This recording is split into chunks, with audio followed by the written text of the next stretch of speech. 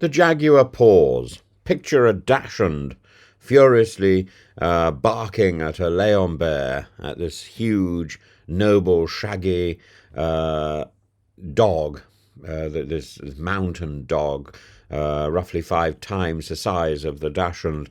And now imagine the lion bear pausing, perhaps not in fear, but in amusement. And that is the current state of global trade, and Jaguar Land Rover has just performed its own version of the canine pause, the Jaguar Pause. Not a new yoga position or a wildlife documentary, but rather the UK's sleekest car export temporarily slamming on the brakes on shipments to the United States. And the reason? Donald Trump's new 25% tariff on imported vehicles.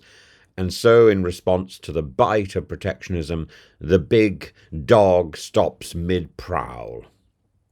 On April the 3rd, the US slapped a 25% tariff on foreign cars, and in doing so, Trump declared the beginning of what he cheerfully called an economic revolution.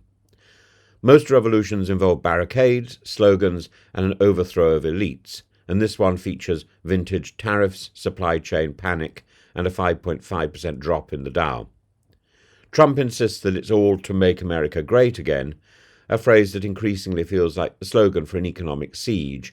And according to him, the US has become the global whipping post and must now assert itself, presumably by punishing its allies and frightening its supply chains into submission. And so the Jaguar Land Rover, a company with a quarter of its annual sales going to the US, around 100,000 shiny Range Rovers, Defenders, and other luxury marvels. What did it do in response to this slap? It didn't sue, it didn't scream, it didn't even lobby, it just paused. A shipment pause, a gesture of corporate sulking, an automotive shrug. As their spokesman calmly said, we are taking short-term action as we develop our mid to longer-term plans. And one can imagine the boardroom meeting. Should we roar? No, let's purr strategically. Of course, this isn't really a rebellion, it's more of a hiss. But the pause is significant, not because it will ruin the American car market, but because it signals that the UK has no coherent defence mechanism in place. We are left dodging tariffs while planning state visits to Balmoral in the hopes that the King might tame the Donald with a round of golf.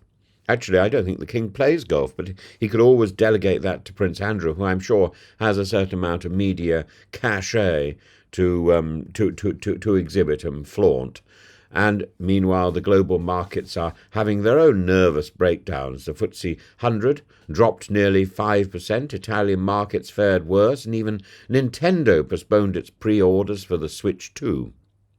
In other words, even Mario is afraid of Trump's economic fireballs. And what of government response? Chancellor Rachel Reeves, is negotiating at pace. Starmer has been ringing up Albanese and Meloni, trying to assemble a kind of anti-tariff Avengers. Actually, this is the time for Britain to be talking to India, to Australia, to Canada, and bigging up the Brexit bonuses, because if there is a time when Brexit might have meaning, it is now. If there is a time when these larger countries may think that they need support or help, or there's a chink in the armour of Europe, well, it is now. And if we don't take it now, Brexit just compounds the misery, or this compounds the misery of Brexit. And while ministers remain diplomatically mute, keen not to irritate Trump during talks of a trade deal, the Lib Dems have gone full Savonarola, condemning what they see as appeasement. Trump, meanwhile, thunders on via Truth Social. Big business is not worried about tariffs. The end result will be historic. Historic indeed, as were the Smoot-Hawley tariffs of 1930, followed by the Great Depression. What we're witnessing is not just a tariff, it's a form of economic theatre. The US is acting out a fantasy of industrial resurrection, while Europe and Asia scurry like adjusting logistics. In this play, Jaguar's pause is a symbolic act of caution, very similar to Britain blinking but pretending it was a wink. Well, there are many ways one can wink. And the danger, of course, is real. Britain's car industry employs 200,000 people directly and faces the loss of up to 25,000 jobs if exports collapse. It's not just the whipping post that should worry Trump. It's the world's economy's backbone that he's flogging and potentially destroying. So what is the Jaguar pause, really? It's a dignified growl.